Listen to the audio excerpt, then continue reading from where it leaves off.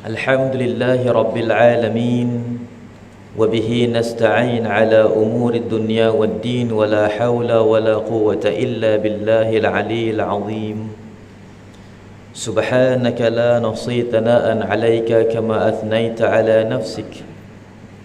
Falakal hamdu hatta tarda wa lakal hamdu idza radita wa lakal hamdu qabla ar-ridha wa lakal hamdu ba'da ar-ridha. ولك الحمد حتى ترث الأرض ومن عليها وأنت خير الوارثين سبحانك لا علم لنا إلا ما علمتنا إنك أنت العليم الحكيم رب اشرح لنا صدورنا ويسر لنا أمورنا واحلل عقدة من ألسنتنا ويفقه أقوالنا اللهم صل وسلم على سيدنا محمد الفاتح لما أغلق والخاتم لما سبق والناصر الحق بالحق والهادي إلى صراطك المستقيم وعلى آله وصحبه حق قدره ومقداره العظيم أما بعد. Yang dimuliakan Tuan Pengurusi Surau, Tuan-tuan Imam, Tuan-tuan Muadzin, barisan ahli jawatan kuasa, semua yang telah menjayakan segala aktiviti, pelbagai bentuk program, apa jua pengajian yang dianjurkan di bawah anjuran Surau An-Nur ini. Juga seterusnya hadirin dan hadirat, muslimin dan muslimat yang dirahmati, dikasihi, mudahan kesemuanya diberikan kerahmatan, keredaan daripada Allah Subhanahu wa taala. Kita bersyukur kehadrat Allah Subhanahu wa taala, Tuhan yang menguasai langit dan bumi, Tuhan yang menentukan pergerakan waktu, Tuhan yang memiliki segala kunci kebaikan dan juga kunci kepada kejahatan, juga Tuhan yang merahmati dan paling menyayangi makhluk-makhluknya, telah mentakdirkan kita untuk sampai ke tempat yang sangat dimuliakan oleh Allah Subhanahu wa taala. Pada suatu waktu yang dijadikan oleh Allah Subhanahu wa taala, waktu untuk kita mengabdikan diri kepadanya, waktu yang ditakdirkan kepada kita untuk kita ini dibangkitkan untuk mendirikan suatu kewajipan yang mudahan dengannya terbangkitlah agama Allah Subhanahu wa taala dan terdirilah suatu kekuatan dan juga suatu kemenangan kepada umat Muhammad. Kita berdoa kepada Allah Subhanahu wa taala, mudah-mudahan apa yang kita lakukan ini dan juga apa jua amalan yang kita ini lakukan sehingga ke hari ini dibantu oleh Allah Subhanahu wa taala untuk kita terus istiqamah dan juga terus menerus untuk kita melakukan kebaikan sehinggalah ke penghujung hayat kita. Kita berdoa kepada Allah Subhanahu wa taala, mudah-mudahan apa yang kita lakukan setiap daripada pergerakan dan juga setiap daripada kebaikannya diganjarkan oleh Allah Subhanahu wa taala dengan ganjaran yang berlipat kali ganda. Di dunia kita mengimpikan kebahagiaan dan di akhirat kita mengimpikan keredaan dan juga syurga Allah Subhanahu wa taala. Ya Allah, ya Tuhan kami, sesungguhnya kami memohon kepada kamu syurga dan redha-Mu ya Allah, dan kami memohon perlindungan dan memohon dijauhkan daripada kami daripada kemurkaan-Mu dan juga neraka-Mu ya Allah. Ya Allah, ya Tuhan kami, Engkau jadikanlah setiap yang baik itu diberikan kepada kami dengan takdir yang baik daripada-Mu ya Allah, dan jadikanlah kami kembali ke pangkal jalan-Mu ya Allah tanpa sebarang azab, tanpa sebarang itab dan juga tanpa sebarang teguran yang keras daripada-Mu ya Allah. Ya Allah, ya Tuhan kami, Hindarkanlah kami daripada segala kemaksiatan, kemungkaran dan semua perkara yang mengundang murka-Mu ya Allah. Ya Allah, ya Tuhan kami, jadikanlah setiap daripada langkah kehidupan kami, perjalanan hayat kami adalah setiap daripada kebaikan yang ditentukan oleh-Mu ya Allah. Jadikanlah kami sentiasa diberikan keredaan dan juga diberikan kasih sayang di setiap langkah dan pergerakan kami ya Allah. Dan hindarkanlah setiap pergerakan, setiap ucapan dan setiap kelakuan kami yang mengundang murka-Mu dan juga yang menyebabkan Engkau memalingkan pandangan-Mu daripada kami semua ya Allah. Ya Allah, ya Tuhan kami, hidupkanlah kami dalam keadaan kebahagiaan, ketenteraman, ketenangan jiwa dan juga sentiasa merasakan gembira dan bersyukur dengan nikmat-Mu sehinggalah kami menemukan ajal di penghujung kehidupan kami. Wafatkanlah kami, matikanlah kami dalam keadaan husnul khatimah. Allahumma khtim lana bihusnil khatimah wa la takhtim alaina bisu'il khatimah. Ya Allah, ya Tuhan kami, matikanlah kami semua di dalam keadaan husnul khatimah dan jauhilah kami ya Allah daripada kewafatan su'ul khatimah. Amin ya rabbal alamin ya arhamar rahimin. Hadirin yang dirahmati, disayangi, dikasihi oleh Allah Subhanahu wa taala. Allah Subhanahu wa taala berfirman di dalam Al-Qur'an, A'udzu billahi minasyaitonir rajim. Afara'aita man ittakhadha ilahahu hawah fa'adallahumullahu ala ilmihi wa man yahdihim min ba'dillah. Dan tidakkah kamu melihat, wahai Muhammad, terdapat manusia yang mengambil akal fikirannya sebagai Tuhan, maka Allah menyesatkan mereka dengan pengetahuan mereka sendiri. Sekiranya berlaku sedemikian, siapakah yang dapat memberikan hidayah selain daripada Allah? Juga Rasulullah sallallahu alaihi wasallam bersabda di dalam sebuah hadis. Kata Rasulullah sallallahu alaihi wasallam, la tattabi'unna sunanun man qablakum shibran bi shibrin ba'an bi ba'in dhira'an bi dhira'in hatta law dakhalu juhra dabbin la dakhaltumuh. Qila man hum ya Rasulullah? Qala ayahudu wan nasara ya Rasulullah? Qala faman. Rasulullah sallallahu alaihi wasallam bersabda, nescaya kamu wahai umatku akan mengikut jejak langkah umat-umat sebelumku,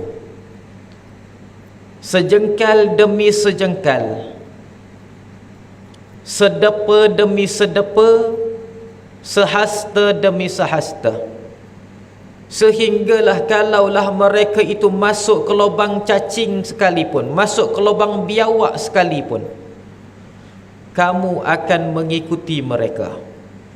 Lalu para sahabat bertanya kepada Rasulullah, adakah mereka yang diikuti itu adalah Yahudi dan Nasrani wahai Rasulullah? Lalu Rasulullah mengatakan, siapa lagi kalau bukan mereka?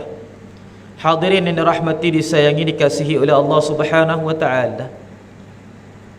Dewasa ini kita telah pun melihat suatu akal fikiran manusia yang digunakan semata-mata untuk menentang dan juga untuk bercanggahan dengan hukum hakam yang diletakkan oleh Allah Subhanahu wa taala.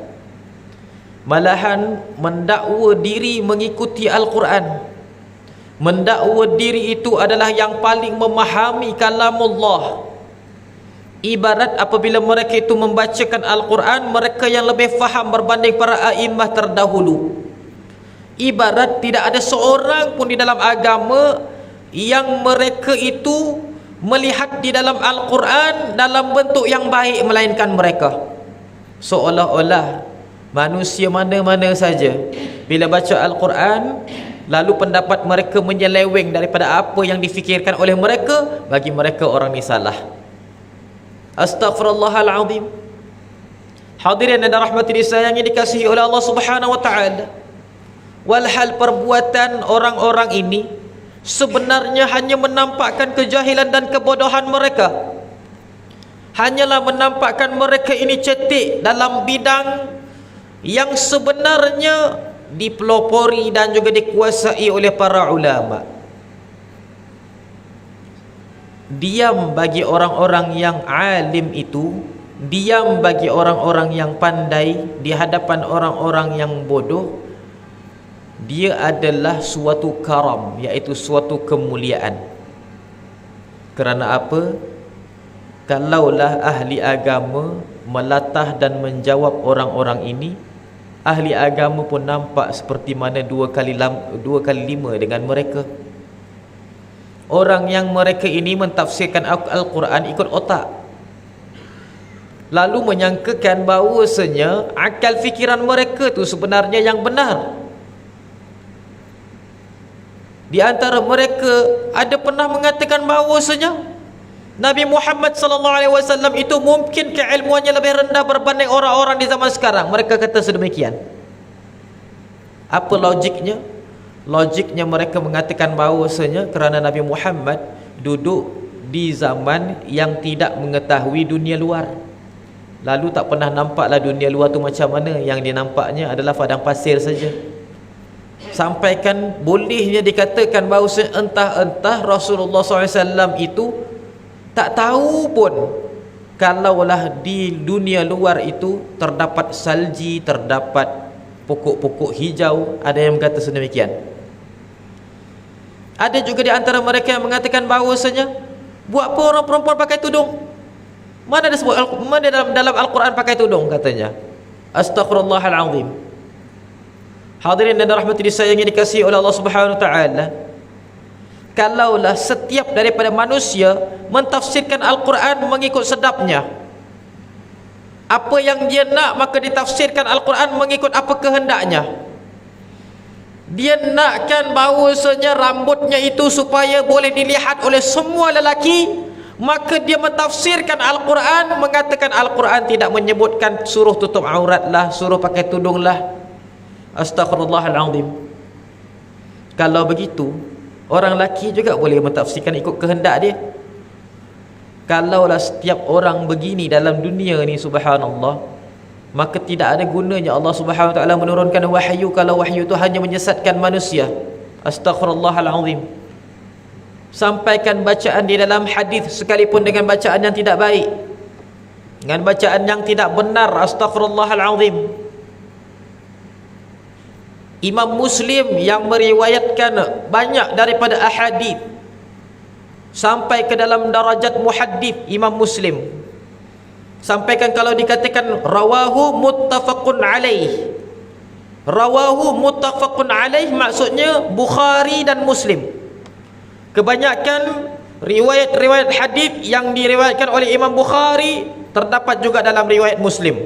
Secara kebetulan Imam Bukhari adalah daripada bangsa Bukhara, tidak bertutur dalam bahasa Arab. Bangsa Bukhara ini berasal daripada Rusia. Imam Muslim adalah bangsa daripada bangsa Arab, bertutur dalam bahasa Arab. Maksudnya kawasannya sangat berbeza dan berjauhan, tak pernah berjumpa pun antara kedua imam ini. Mungkin kalau jumpa pun sekali dua kali saja.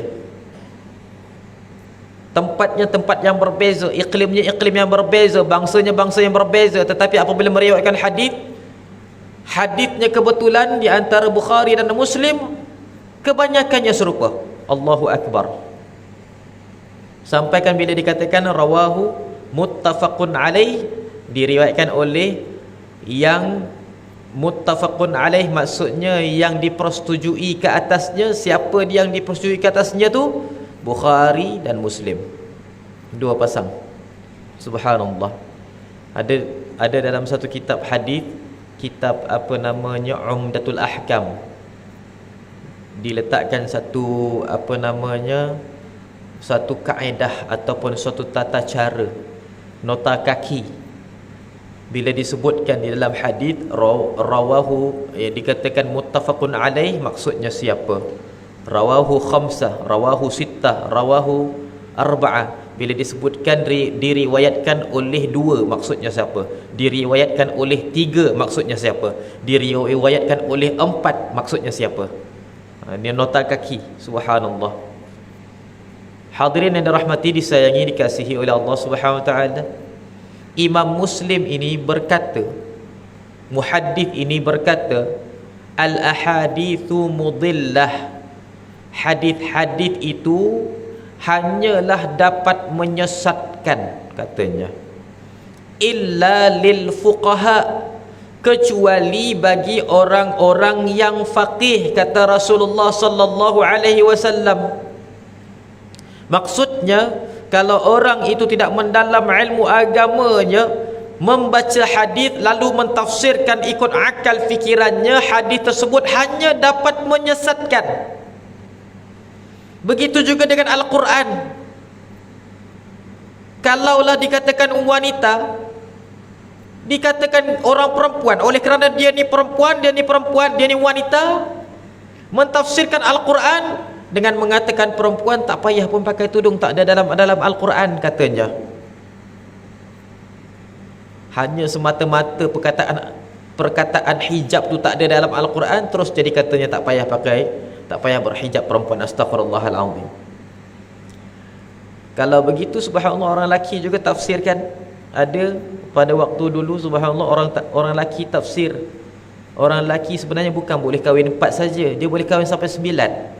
Siapa yang sebut? Al-Quran sebut, katanya. Allahu Akbar, macam mana boleh Al-Quran sebut begitu? Katanya cuba kira betul-betul Al-Quran sebut macam mana. Allah Ta'ala sebut di dalam Al-Quran, fankihu ma taba lakum minan nisa'i mathna wa thulatha wa ruba', maka nikahilah yang terbaik di kalangan wanita 2 orang. Jadi 2 orang, ambil 2 orang kan, 2 perempuan dah. 3 orang tambah 3 jadi 5. Betul tak? Tafsiran tu salah lah, tapi kalau ikut akal betul. Thulatha 3, kemudiannya lagi waruba' dan juga 4, tambah 4 jadi 9. Siapa cakap? Al-Quran. Ini kalau orang, subhanallah, tidak mengaji dengan para ulama dan juga dengan orang-orang yang telah pun terdahulu diberikan hidayah oleh Allah Subhanahu wa taala. Allah Taala sebutkan, subhanallah, keilmuan ini bukannya berdasarkan bacaan kamu, bukan berdasarkan kelulusan kamu, bukan berdasarkan pangkat kamu, tetapi berdasarkan hidayah.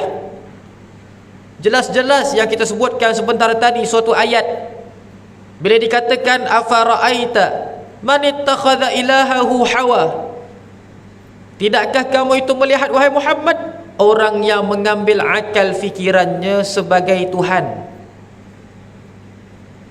Orang yang mengambil, man ittakhadha ilahahu, orang yang mengambil Tuhannya, hawa, iaitu akal fikirannya yang sembrono. Hawa tu maksudnya fikir ikut dan. Subhanallah. Akhir sekali Allah Ta'ala sebut, faman yahdihim min ba'dillah, siapa yang dapat memberikan hidayah kepada mereka setelah Allah.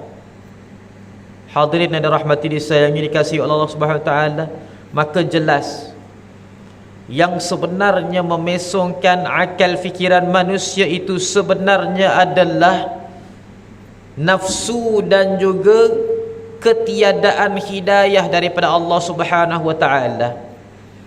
Kalau orang ini diberikan hidayah oleh Allah Subhanahu wa taala, nescaya dia akan menjadi benar. Tetapi lebih mudah orang yang tidak mengetahui mendapat hidayah daripada Allah Subhanahu wa taala berbanding orang yang mengetahui ilmu tetapi ilmunya itu terpesong. Hadirin yang dirahmati, disayangi, dikasihi oleh Allah Subhanahu wa taala, Sebenarnya perkara ini bukan datang daripada suatu pemikiran, bukan datang daripada suatu fahaman, dan bukan datang daripada suatu kajian ilmiah. Tidak. Dia bukan datang daripada suatu sudut kajian yang mendalam, bukan datang daripada suatu fahaman, bukan daripada sudut pemikiran pun. Kerana perkara-perkara ini, subhanallah, dia adalah berlaku secara tidak langsung, membentuk suatu jati diri, membentuk suatu pendirian yang ianya sama ada betul ataupun salah. Dan perkara yang kita lihat di zaman sekarang, semuanya bukan daripada benda-benda ni. Dia adalah lahir daripada suatu gerakan, satu perkara yang digerakkan, satu perkara yang diprogramkan, disistemkan, dirancang. Untuk apa? Untuk memesongkan umat Muhammad sallallahu alaihi wasallam. Dan cuba kalau kita ini, subhanallah, pada waktu yang akan datang ataupun pada zaman-zaman yang dahulu, kita akan lihat yang membawakan pemikiran-pemikiran macam ini, yang membawakan suatu kekeliruan-kekeliruan macam ini adalah orang-orang yang sama. Kita tengok orang macam ini, siapa guru dia, guru dia pula siapa gurunya, semuanya pada suatu gerakan yang sama. Dia bukannya suatu kebetulan orang ini dia sebenarnya jahil, tiba-tiba dia mengeluarkan pemikiran yang sedemikian. Tidak. Kerana apa? Setiap manusia yang pandai ataupun yang memandai-mandai, mereka memiliki guru. Orang yang pandai ataupun orang yang memandai-mandai, mereka sebenarnya memiliki guru. Tak ada siapa yang duduk bertafakkur tiba-tiba dapat ilmu. Tidak ada. Melainkan para anbiya mendapat ilmu daripada Jibril alaihi salam yang datang membawa wahyu daripada Allah Subhanahu wa taala. Dan juga beberapa orang-orang yang soleh yang diberikan suatu kelebihan ilham daripada Allah Subhanahu wa taala kepada kebaikan. Itu pun mereka bukan untuk ajar orang lain ikut mereka, tidak, tetapi untuk mereka itu, subhanallah, amalkan pada diri mereka, dan juga untuk mereka itu dibenarkan ataupun mereka itu, subhanallah, menyelamatkan diri mereka. Seperti mana Sayyidatuna Maryam, fa'auha ila Maryam, Allah Ta'ala memberikan wahyu kepada Sayyidatuna Maryam, tetapi bukan wahyu sebagai seorang Nabi, tapi wahyu untuk diselamatkan dirinya daripada fitnah yang besar. Hadirin yang dirahmati, disayangi, dikasihi oleh Allah Subhanahu wa taala, perkara ini sebenarnya, subhanallah, dia adalah suatu modul yang terancang, yang kita akan lihat pada setiap zaman akan wujud. Dan setiap daripada sendi-sendi umat Muhammad di sana sini akan ada orang macam ini. Seolah-olah suatu perkara yang telah pun diagih-agihkan, engkau pergi sana, engkau pergi sini, sehingga kan kita akan mendapati setiap sudut daripada negara kita ni nanti akan adalah orang macam ini. Subhanallah. Dulu dekat Kuala Lumpur, sekarang dekat Kelantan, nanti kat mana pula? Perkara ini, subhanallah, seperti mana yang telah pun dirancang. Dan percayalah, dia tidak akan berhenti sekadar ini. Akan ada lagi rentetan-rentetan, dan juga akan ada lagi manusia-manusia yang lahir daripada didikan-didikan mereka ini, yang akan membawakan suara yang hampir serupa orang yang mengikuti akal dan orang yang mentafsirkan Al-Quran dan As-Sunnah mengikut akal fikiran. Astaghfirullahalazim. Mereka ini sebenarnya, subhanallah, suatu ancaman bagi umat Muhammad sallallahu alaihi wasallam. Dia suatu perkara yang ianya saja mencabar kedudukan orang-orang Islam. Yang paling kita ini takutkan, subhanallah, apabila orang Islam di zaman sekarang ini sudah kian memberikan hatinya, memberikan kepercayaannya dan juga memberikan keimanannya. Bukan maksud iman kepada, bukan maksud iman akidah, tidak. Maksud iman ini pendirian kepada sistem pendidikan yang kita katakan sistem pendidikan formal. Kita zaman sekarang ni, anak tak sekolah agama tak apa, tapi jangan sampai tak sekolah kebangsaan. Tapi kalau anak tu sekolah agama tak sekolah kebangsaan, oh nanti nak kerja macam mana ya, nanti nak cari makan macam mana ya. Seolah-olah yang berikan makan tu adalah pendidikan mereka. Astaghfirullahalazim. Sebenarnya sampai sekarang wujud manusia ni, sampai sekarang wujud, subhanallah, sampai sekarang. Allahu Akbar. Dan sebenarnya kita yang memujuk jiwa kita supaya mengatakan pendidikan Islam itu pendidikan yang utama, sekalipun dalam naluri kita yang paling dalam tetap juga kita mengatakan penting akademik ni. Kalau tak ada, memang tak dapat nak cari makan, betul tak?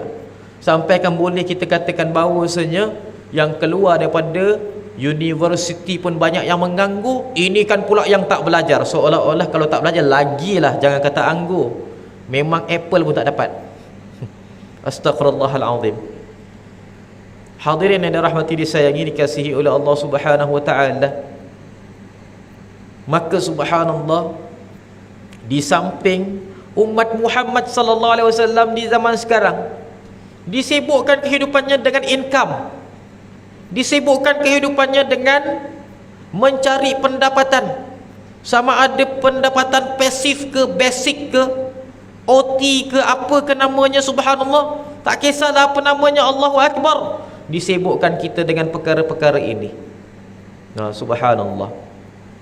Bila mak buka saja, adalah seorang otai ataupun adalah seorang mentor buka satu kelas untuk menjana pendapatan, berapa ramai yang masuk? Disuruh bayar ratusan ribu pun sanggup dibayar, semata-mata untuk belajar menjana pendapatan. Subhanallah, menjana pendapatan. Hadirin yang dirahmati, disayangi, dikasihi oleh Allah Subhanahu wa taala, juga di samping umat Muhammad sallallahu alaihi wasallam telah pun mengabaikan suatu kepentingan di dalam pendidikan dan didikan. Di zaman sekarang ini, subhanallah, umat Muhammad sallallahu alaihi wasallam sudah lagi tidak mementingkan pendidikan. Merasakan bahawasanya pendidikan itu tak berapa penting sangat. Yang penting nanti kamu boleh dapat cari makan. Sampaikan terdapat ibu dan bapa merasakan aman dan juga merasakan tenteram jiwa raganya kalau anaknya itu, subhanallah, sudah boleh menjana pendapatan walaupun tak belajar, walaupun mereka ini tidak sekolah. Senang cerita, katanya tak apalah tak sekolah, tapi dia boleh buat duit banyak. Kan, hidup kita sebenarnya kebanyakannya ke arah itu saja. Kena belajar. Pasal apa belajar? Sebab nanti nak dapat pendapatan. Macam itulah ibaratnya, subhanallah. Umat Islam secara tidak langsung, kita tak payah sebut pun sebenarnya kita ini sedar. Tak payah sebut pun kita sedar. Tapi kalau kita sebut, nanti ada yang cuba menafikan. Itu biasa. Sebenarnya kita ni, khususan rakyat Malaysia ni, kita ini rata-ratanya hamba kepada duit dan juga hamba kepada perut. Cuba tengok, scroll dekat FB tu, banyaknya review pasal makanan, restoran mana yang sedap, makanan apa yang sedap, viral. Nanti mesti nak pergi, subhanallah. Kalau ada makanan viral, beratur sanggup daripada subuh sampai ke asar pun boleh. Beratur panjang pun, subhanallah, tak sakit kaki. Nanti tengok dalam bulan Ramadan, siapa yang salatnya, subhanallah, baru 8 rakaat dah urut-urut kaki. Subhanallah. Benar-benar mereka itu menghambakan diri kepada perutnya. Astagfirullahalazim. Seolah-olah matilah dia nanti kalau tak dapat makan benda viral tu. Letaklah harga mahal mana sekalipun, sanggup kumpul duit untuk beli. Dan bila perkara itu dikatakan mahal, katanya tak apalah sebab viral, wajarlah, tak apalah, Masya Allah, kan? Subhanallah. Dan juga berapa banyaklah kalau kita ni scroll dalam FB berkenaan dengan kosmetik, nak cantik, nak kurus perut, nak putih kulit muka. Subhanallah. Tambahan pula yang nak tambah income, yang nak buat duit, nak cetak duit lah macam manalah. Subhanallah. Inilah dia yang berlegar-legar. Sama ada duit, sama ada cantik, nak cantik, sama ada nak makan. Subhanallah. Yang lain-lain tu sedikit, hampir-hampir tak ada. Subhanallah. Hadirin yang dirahmati, disayangi, dikasihi oleh Allah Subhanahu wa taala, sehinggakan kita umat Muhammad sallallahu alaihi wasallam sebenarnya institusi agama ketandusan peruntukan kerana kurang bantuan daripada orang-orang Islam sendiri, menyebabkan kalau kita ni scroll dekat dalam FB, kalau adalah yang atas kepalanya lilit serban, dekat bahunya ada ridak, bajunya baju jubah, mesti minta dana, minta duit. Kami memohon dana. Kalau kata pakai serban mesti minta dana. Susah nak dengar lah. Kami adalah berbesar hati, siapa yang inginkan pendapatan kami akan bagi. Jarang memang tak ada rasa, bukan kata jarang, tak ada. Subhanallah. Tidak ada satu pun institusi agama yang bergerak memberi. Tapi hampir semua ataupun memang semua institusi agama yang bergerak untuk meminta. Sebenarnya perkara ini adalah tidak berlaku di zaman Sayyidina Umar bin Abdul Aziz, tidak berlaku di zaman Sayyidina Abu Bakar As-Siddiq, tidak berlaku di dalam zaman Khulafa Ar-Rashidin. Subhanallah. Mereka itu bergerak untuk memberi. Dan kita tak pernah kenal mana-mana pun di zaman sekarang yang bentuk sedemikian. Hadirin dan rahmati, disayangi, dikasihi oleh Allah Subhanahu wa taala.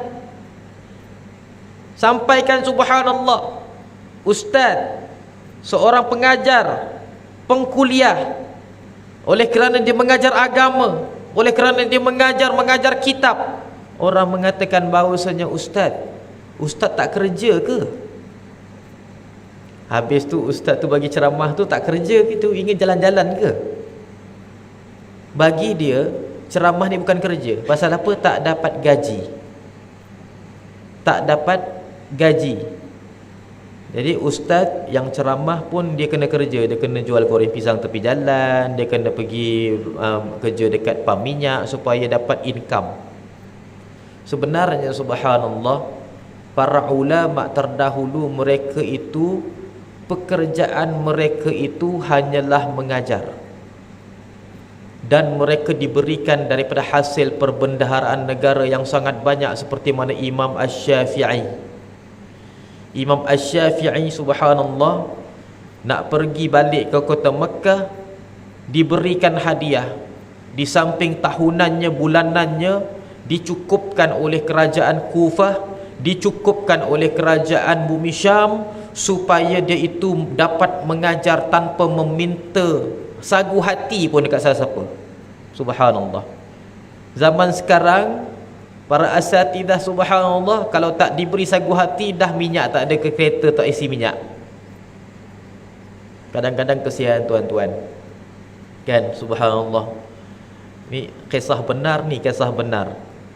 Tuan guru apa namanya mengajar, datang daripada jauh, dan minyak keretanya pun dah sikit. Berharap kalaulah nanti ada sagu hati, bolehlah isi minyak, kan? Bolehlah buat isi minyak. Datang-datang subhanallah, mengajar punya mengajar, Lepas tu pihak penganjur buat tak faham, tak bagi apa-apa. Katanya tok guru kenalah ikhlas. Sudahnya subhanallah, tok guru tu kata, macam mana aku nak jalan balik ni, minyak dah tak ada, kang terberhenti pula tengah jalan. Terpaksalah cuit-cuit mana-mana jamaah yang nampak kaya sikit. Tuan guru ini kata, minta maaf ya, saya boleh tak saya minta sikit duit, kereta saya tak ada langsung minyak. Bayangkan sampai dalam bentuk sedemikian, subhanallah. Ni kisah benar ni, tapi ustaz tak payah cakap lah siapa dia. Hadirin yang dirahmati disayangi dikasihi oleh Allah Subhanahu wa taala, institusi agama ini subhanallah dalam keadaan yang lemah disebabkan umat Muhammad tidak mengambil berat. Allahu akbar. Yang masuk ke dalam surau ini, bila keluar surau, berapa ramai yang akan masukkan beberapa helai kertas ke dalam tabung surau? Ada, subhanallah. Ataupun tak ambil berat, dialah. Subhanallah. Hadirin dan rahmati disayangi dikasihi oleh Allah Subhanahu wa taala, di zaman Khulafa ar-Rasyidin, mana-mana orang yang sampai ke surau, sampai ke masjid, subhanallah, dapat dibantu kalau dia miskin. Subhanallah. Tetapi di zaman sekarang malahan pihak surau, pihak masjid dan juga institusi agama yang pergi kepada manusia memohon bantuan. Astaghfirullahalazim. Hadirin dan rahmati disayangi dikasihi oleh Allah Subhanahu wa taala, di zaman para khalifah terdahulu subhanallah, agensi-agensi agama, institusi-institusi agama dan juga apa sahaja yang berbentuk khairiyah, berbentuk agama, mereka bergerak mencari orang miskin dan membantu. Tetapi di zaman sekarang agensi agama yang bergerak sebagai orang miskin, minta maaf, ini sebenarnya memang benar. Siapa yang boleh nafikan perkataan ni? Ada tak? Subhanallah. Hadirin yang dirahmati disayangi dikasihi oleh Allah Subhanahu wa taala, memang kita tidak nafikan adalah subhanallah orang yang membantu di dalam agama Allah Subhanahu wa taala, tapi lebih kepada individu, bukan kepada suatu perbadanan ataupun suatu persatuan ataupun gerakan-gerakan Islam, subhanallah. Hadirin yang dirahmati disayangi dikasihi oleh Allah Subhanahu wa taala, di samping perkara ini berlaku dan juga perkara-perkara yang sebentar tadi kita sebutkan, umat Muhammad sallallahu alaihi wasallam ditambah lagi gangguan pada akal fikirannya dengan manusia yang masuk ke dalam agama Allah Subhanahu wa taala, mengkucar-kacirkan kefahaman di dalam agama Allah Subhanahu wa taala. Hadirin yang dirahmati disayangi dikasihi oleh Allah Subhanahu wa taala, sebenarnya subhanallah, kalaulah perkara ini kita mengambil perkara sambil lewa, rasa macam alah kecil saja, tak apalah. Zaman kita ini mungkin kita memiliki kefahaman agama yang agak tebal. Mungkinlah subhanallah kita ini memiliki kefahaman agama yang agak tebal. Ada satu perkara ni subhanallah, ini nak menunjukkan umat Muhammad ni sebenarnya ilmu agamanya sebenarnya belum lagi menyeluruh. Ada alhamdulillah, tapi belum menyeluruh. Satu kaedah di dalam keilmuan Islam, ini harus berhati-hati tau. Di dalam keilmuan Islam, kalaulah seorang lelaki berkahwin dengan wanita, kalau wanita tu ada ibu, dengan sahaja akad nikah, ibu itu terus jadi mahram dengan si lelaki tersebut. Ibu wanita tu terus menjadi mahram kepada lelaki tersebut. Tetapi kalaulah seorang lelaki berkahwin dengan wanita dan wanita itu memiliki anak sebelumnya dia adalah seorang janda dan sudah memiliki anak dengan suami yang lama. Anaknya anak perempuan. Dengan sahaja lelaki itu akad nikah dengan wanita tersebut, anaknya belum jadi mahram. Nikah belum memahramkan anak, sehinggalah lelaki tersebut jima' dengan ibunya, dengan isteri dia lah, barulah anak jadi mahram. Subhanallah. Hadirin yang dirahmati, disayangi, dikasihi oleh Allah Subhanahu wa taala. Berapa ramai, kadang-kadang ada yang di kalangan tuan-tuan subhanallah kenal, kita takkanlah nak tanya dekat dia benda yang dalam kainnya, kita takkan nak tanya. Subhanallah. Tapi berlaku tuan-tuan, berlaku. Allahu Akbar.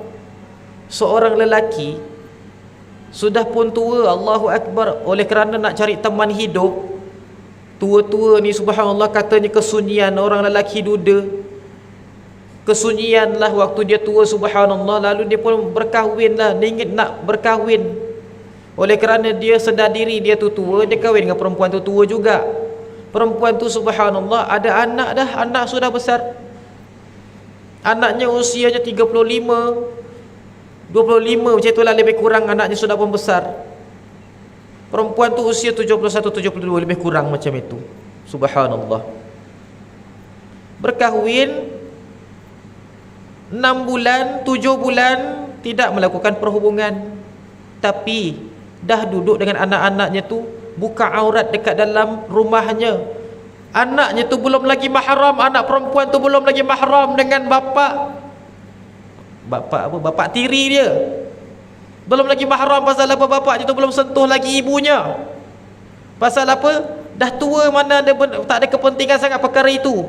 Betul, subhanallah. Tapi harus kita ni ketahui, anaknya tu belum lagi mahram, duduk dekat dalam rumah subhanallah, tak pakai tudung, aurat, berdosa tiap-tiap hari tengok. Subhanallah.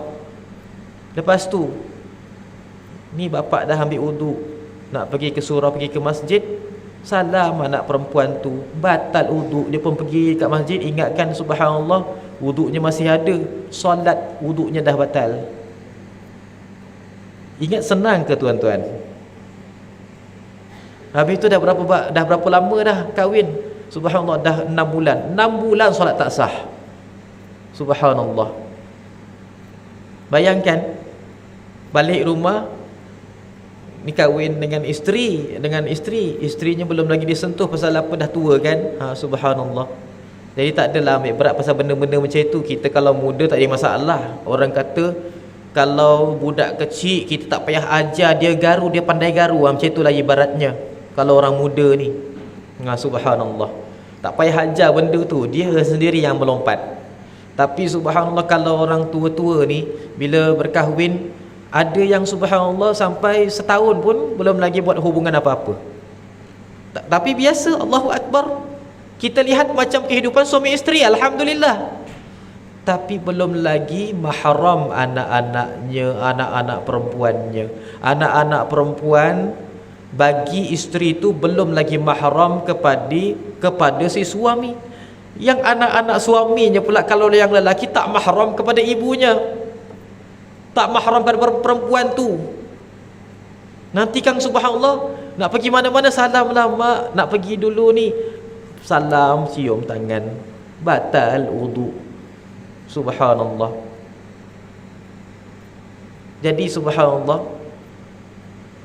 dalam bab ini subhanallah menunjukkan kefahaman ilmu agama masih lagi belum lengkap, belum sempurna di antara kita umat Muhammad sallallahu alaihi wasallam. Dalam masa yang sama, kita dibelenggu dengan pemikiran baru yang merosakkan. Dahlah ilmu agama pun belum lagi begitu pasak, dirosakkan pula pemikiran-pemikiran yang menjadikan kita semakin keliru. Umat Muhammad sallallahu alaihi wasallam semakin dipesongkan, astaghfirullahalazim. Di samping kita ini disibukkan dengan urusan-urusan yang besar, merasakan diri subhanallah menguruskan perkara-perkara yang besar di dalam agama, di dalam keluarga, di dalam masyarakat, sedangkan urusan ibadahnya belum lagi selesai daripada kekurangan, daripada kepincangan. Astaghfirullahalazim. Hadirin yang dirahmati, disayangi, dikasihi oleh Allah Subhanahu wa taala. Kita berdoa kepada Allah Subhanahu wa taala, mudah-mudahan kita ini terhindar daripada pemikiran-pemikiran ini. Di samping kita ini subhanallah menuntut ilmu agama, Allah Subhanahu wa taala wujudkan di dalam akal fikiran kita suatu perisai yang dapat membentengi dan juga menepis pemikiran-pemikiran ini. Kerana Rasulullah menyebutkan di dalam hadis yang kita sebutkan sebentar tadi, dia bukannya sesuatu perkara yang berlaku secara natural, dia bukannya suatu pemikiran yang berlaku secara tidak langsung. Oleh kerana ada orang yang berfikir, maka subhanallah tercetus suatu pemikiran. Bukan begitu. Dia sebenarnya suatu gerakan yang dirancang supaya umat Muhammad dipesongkan. Subhanallah. Pergerakan yang dirancang supaya umat Muhammad dipesongkan. Dan mereka itu memiliki data-data dalam setahun, dalam seminggu, dalam sebulan, berapa umat Muhammad yang telah pun terpedaya dengan mereka. Mereka ada data. Sebab itulah mereka itu dapat merekrut pula orang-orang yang baru jadi macam mereka. Astaghfirullahaladzim. Hadirin yang dirahmati, disayangi, dikasihi oleh Allah Subhanahu wa taala. Oleh kerana kita ini masih lagi adalah ilmu agama dan juga kefahaman agama yang agak tebal. Subhanallah, walaupun tidak menyeluruh, walaupun pada satu perkara agak subhanallah kepincangan di dalam pengetahuannya, sekurang-kurang kita ada suatu asas yang dapat menjadikan kita sekurang-kurangnya tidak bergoyang. Nak kata kukuh mungkinlah subhanallah rapuh, tapi sekurang-kurangnya subhanallah tidak bergoyang. Subhanallah.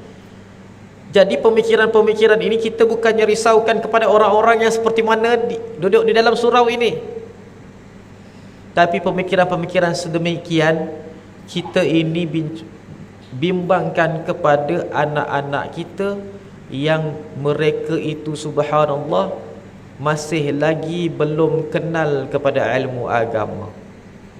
Cuba bayang pakcik-pakcik sekalian, tuan-tuan, abang-abang sekalian, kalaulah budak muda kita tanya dekat dia apakah perkara yang membatalkan uduk, dia tak tahu.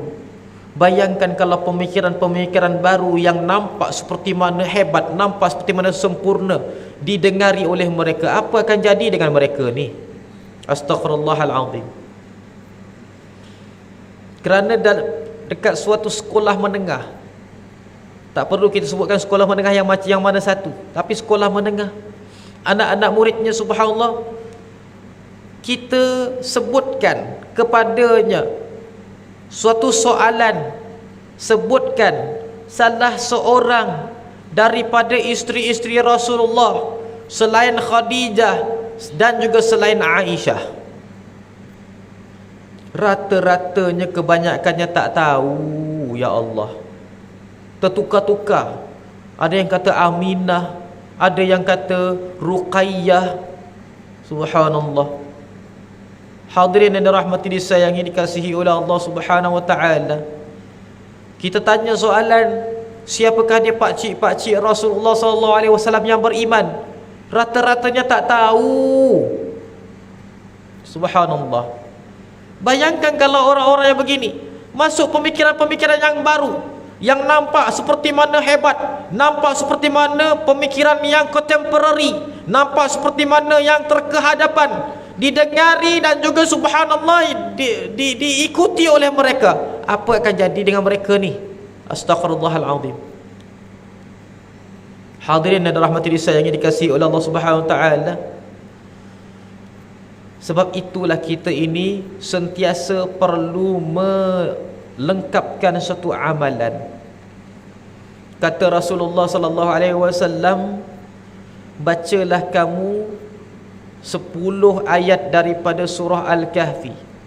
Dalam riwayat ada yang mengatakan 10 terawal, dalam riwayat yang lain ada yang mengatakan 10 yang terakhir. Surah Al-Kahfi dapat menyelamatkan kita daripada fitnah Dajjal.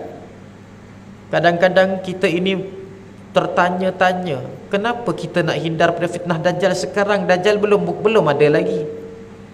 Sebenarnya susuk tubuh manusia yang digelarkan Dajjal oleh Rasulullah tu memang belum ada, tetapi dia punya manhaj, dia punya didikan, dia punya gerakan telah pun rancak dan juga telah pun menebar di antara umat Muhammad sallallahu alaihi wasallam. Kalau di dalam bentuk akidah kita tidak termakan dengan gerak-gerak ataupun pemikiran-pemikiran yang disebarkan oleh kuncu-kuncu Dajjal ini di zaman sekarang, kita akan terpedaya pula di dalam sudut yang lain. Dia bukan satu sudut je. Ni yang kata apa namanya, orang perempuan tak payah pakai tudung, Al-Quran tak cakap tu tak cakap ni. Ini sebenarnya pemikiran di dalam sudut akidah. Ada pemikiran dalam sudut yang lain pula, yang itu pula kita terkalah dalam menerimanya. Maksudnya kita terterima daripada mereka. Subhanallah, kerana nampak macam betul. Hadirin yang dirahmati, disayangi, dikasihi oleh Allah Subhanahu wa taala. Maka subhanallah, bacaan surah Al-Kahfi ini, kata Rasulullah SAW, dapat menyelamatkan kita daripada fitnah Dajjal. Yang kita ini alami di zaman sekarang ini adalah fitnah Dajjal. Ini adalah fitnah Dajjal. Allahu Akbar. Kalau kita baca, maka Allah Subhanahu wa taala akan menjadikan kita ini terpelihara ibadah, terpelihara aurah, dan juga terpeliharalah kita punya akidah. Mudahan begitu jugalah yang kita perlu ajarkan kepada anak-anak kita. Kerana fitnah Dajjal, tak ada siapa yang akan selamat melainkan dia sendiri yang menyelamatkan diri daripadanya.